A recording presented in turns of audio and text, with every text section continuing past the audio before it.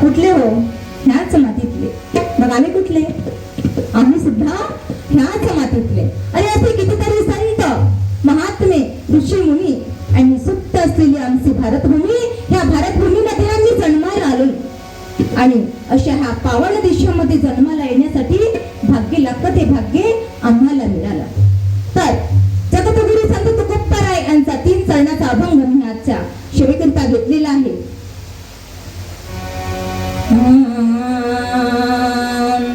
अविसाची आसा गडगिरी मासा फोटोनिया गसा मरण पावी मरणाचे विडी करी तडमड आठवी कृपड अंतकाळी ज्याच्या नाम आले मुका तुका म्हणे सुखा पार नाही, तुका म्हणे सुखा पार नाही. अविसाची आसा गडगिरी मासा फोटोनिया घसा मरण पावी. अविसाची आसा गडगिरी मासा फोटोनिया घसा मरण पावी.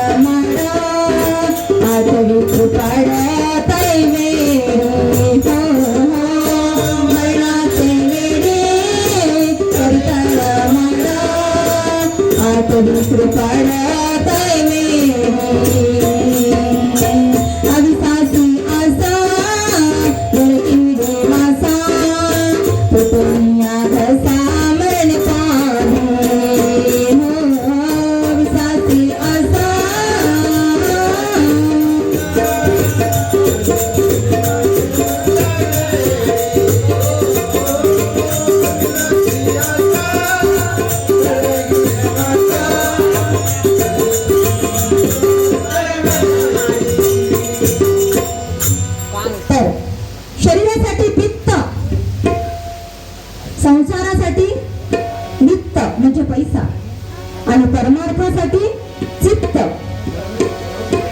तर जगद्गुरु संत तुकोबाराय काय म्हणतात की मानवी जीवन हे आपल्या संसारामध्ये एवढं व्यस्त होऊन गेलेलं आहे, एवढं गुंतागुंतीमध्ये गुंतलेलं आहे की संसाराच्या बाहेर काय आहे हे त्या मानवाला कळत नाही. अगदी मानवाचं जीवन कसं असतं हे समजावून देण्यासाठी जगद्गुरु संत तुकोबाराय यांनी माशाचं उदाहरण आम्हाला दिलेलं आहे.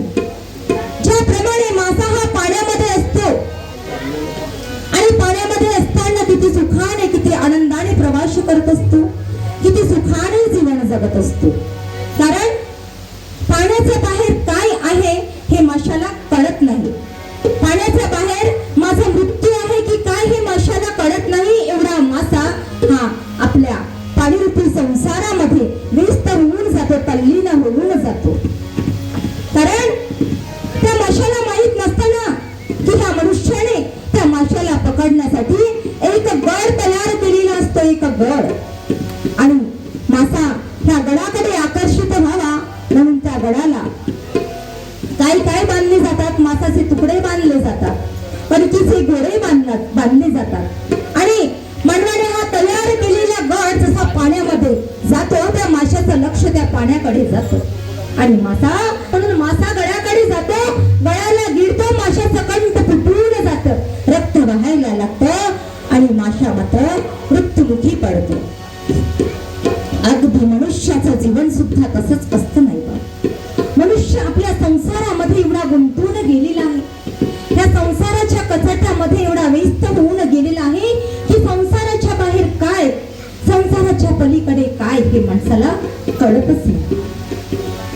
आणि म्हणून जगद्गुरु संत तुकोबाराय काय म्हणतात, सुंदर असा भाव या ठिकाणी व्यक्त होतो आहे. संसाराच्या पायी देवा आठवत नाही, आठवत नाही देवा आठवत नाही.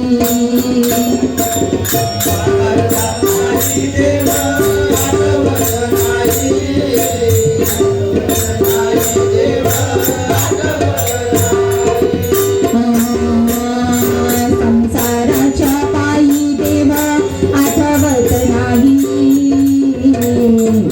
आठवत नाही देवा आठवत नाही, आठवत नाही देवा आठवत नाही.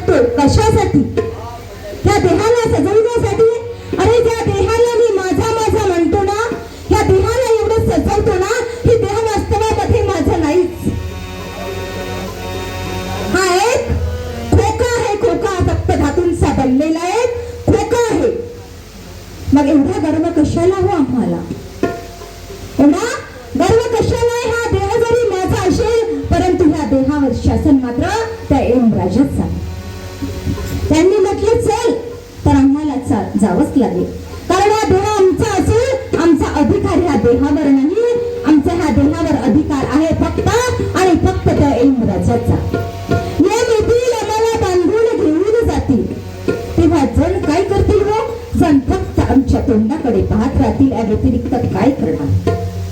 कारण त्या माशाला पकडण्यासाठी माणसाने एक गड तयार केलेला आहे ना, त्याप्रमाणे या माणसाला पकडण्यासाठी त्या एम राजाने आमच्यासाठी सुद्धा एक गड तयार केलेला आहे बरोबर. आणि हा यमराजाचा गड केव्हा कधी कोणत्या रूपात येईल आणि आम्हाला घेऊन जाईल हे कुणालाच माहित नाही. काळ कसा येईल आणि आम्हाला घेऊन जाईल हे कुणालाच माहित नाही. कारण काळ हा देवा हा काळाचा आहे, देवा हा काळाचा आहे, धन कुबेराचा आहे. आमचं काय आहे? आमचं काहीच नाही. मग आम्ही जन्माला आलो कशासाठी? जीवन जगतो कशासाठी? खाऊन पिऊन उगीचच पडून राहण्यासाठी? अरे खाऊन पिऊन उगीचच पडून राहण्यासाठीच आम्ही जीवन जगतो का? आमचं स्वरूप काय? आम्ही कधी स्वतःला विचारलं का? कधीच नाही विचारलं.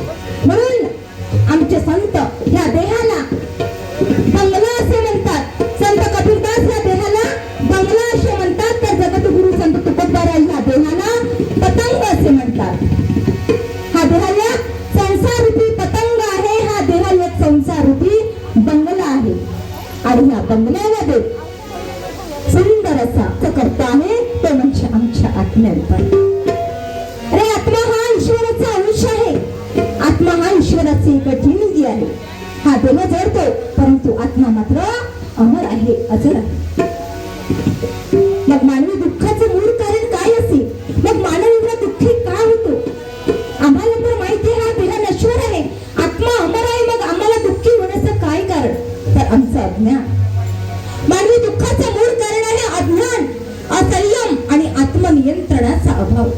यामुळेच मनुष्य दुःखी होत असतो बरं का. आणि म्हणून संत तुकोबाराय ह्या देहाला बंगला अशी म्हणतात. ज्याप्रमाणे आपण इमारत उभी करतो, सिमेंट पाणी वाळू ह्या 3 गुणांचं मिश्रण करूनच इमारत उभी करतो ना, त्याप्रमाणे आमचा देह हा 3 गुणांच्या मिश्रणांपासून बनलेला एक देह आहे. रजोगुण, तमोगुण आणि सत्वगुण ह्या 3 गुणांपासून बनलेला देह पंचतत्वाचा बनलेला देह आहे.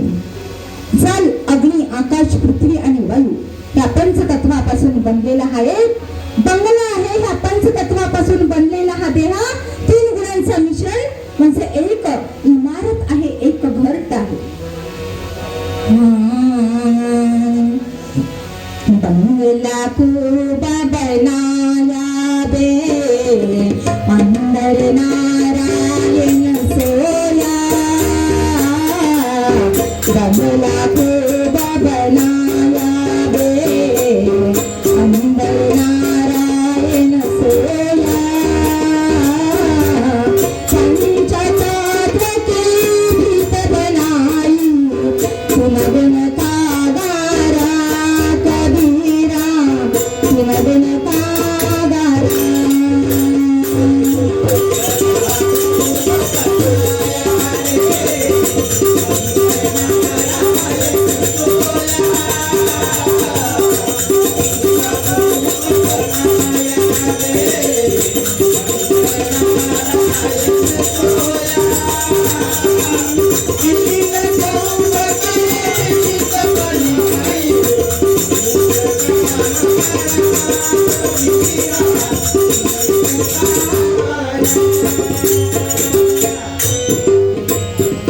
प्रत्येक मनुष्य देहामध्ये एक भगवंत वास करतो आहे, एक नारायण वास करतो आहे. आणि हा नारायण म्हणजेच आत्मा. आणि ह्या आत्म्याचा परमात्म्याशी संवाद होत असतो. हा आत्मा एक परमात्म्याचाच एक भाग आहे. कारण आत्मा हा प्रत्येकामध्ये देव आत्मा रूपाने वास करतो, कारण तो ईश्वराचा अंश आहे, ईश्वराची ठिणगी आहे. आणि जेव्हा माणसाचं मन एकाग्र होतं, कधी एकांतामध्ये बसून आपण जेव्हा भगवंताचं नामस्मरण करतो, तेव्हा जेव्हा आपलं मन एकाग्र होतं ना, चित्त नियंत्रित होते, तेव्हा ही आत्मा परमात्म्यामध्ये विलीन होऊन जाते. आणि जो भ्रष्ट असतो तो मूळ स्वरूपामध्ये स्थित होतो. भगवद्गीतेमध्ये म्हटलं आहे, तदा भ्रष्टू स्वरूपवस्थान. तदा भ्रष्टू स्वरूपवस्थान म्हणजे आत्मा आणि परमात्म्याचा योग जोडून येतो.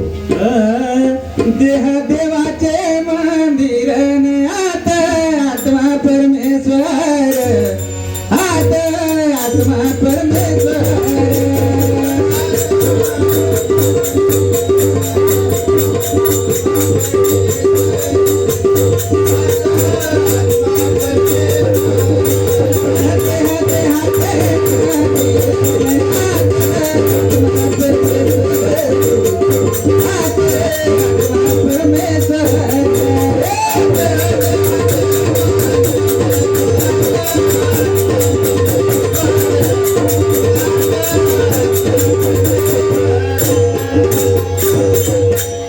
आणि या देहाचा कनेक्शन आत्मेशी आहे.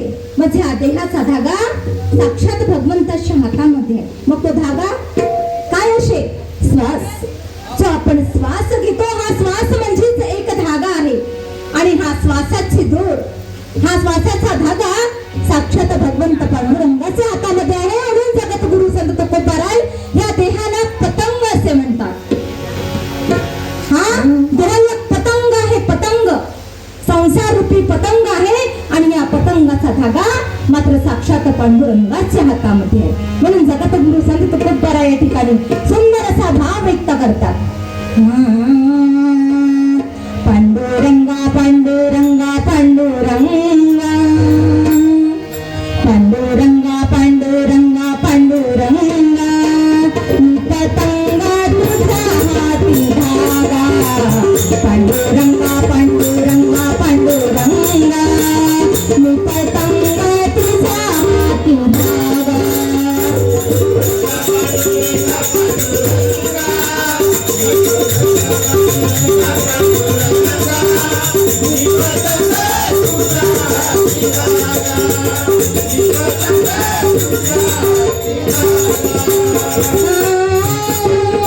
पंचतत्वाचा केला पतंग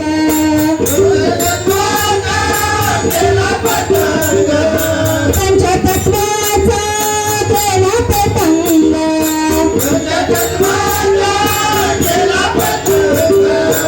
बागला विला निळा रंग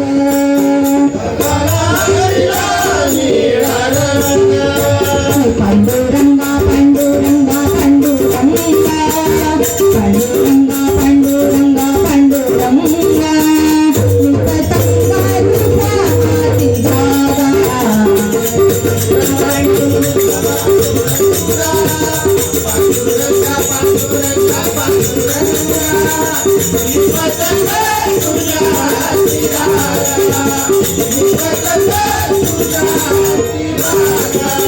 साई शास्त्रांच्या सुटेला वारा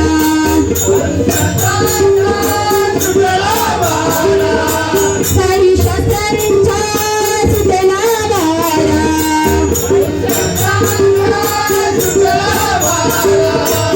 चारी वेदांचा आधार त्याला चारी वेदांचा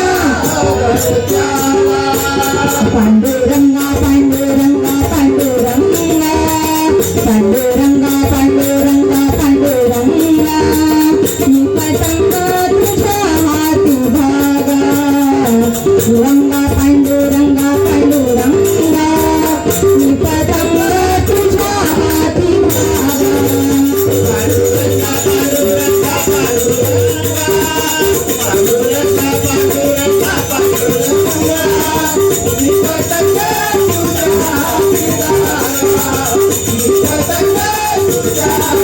तुझ्या